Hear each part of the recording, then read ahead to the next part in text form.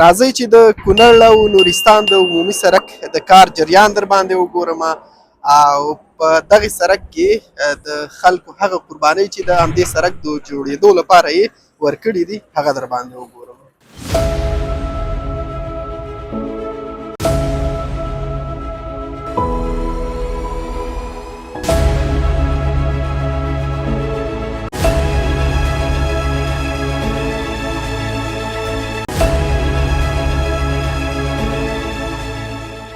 کلونه وړاندې چې کله د اسداباد ښار نه تر پیجدرې او ځینو نورو سیمو پورې دا عمومي سړک قیر شو، نه د خلکو ډیره تمه او توقع وه، خو له څه مودې وروسته هغه څه وشول چې تمه ترېنه کېده.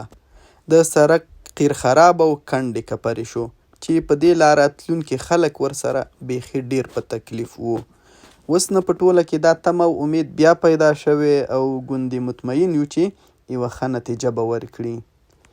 دا د کونړ ولایت د پیجدرې ولسوالۍ مختلف کلي دي چې د سړک کار پکې جریان لري.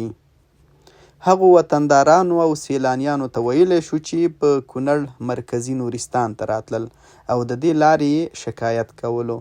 راتلونکي څه موده کې به له خیره دغه ستونزه هم حل شي او په ډاډه زړه او ښکلي سړک به له دې ښایسته سیمو لیدنه وکړي. دا د نینګلام بازار دی چې غالباً په کونړ کې دویم یا دریم بانفوذه بلل کیږي.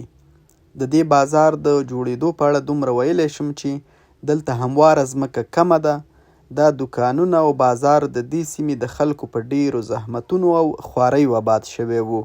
اوس تقریباً ډیره برخه یې ویجاړه شوې، خو دا ورانۍ او قربانۍ د یوې بلې غټې آبادۍ لپاره دي.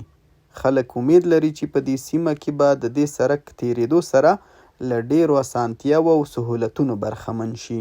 په همدې هیله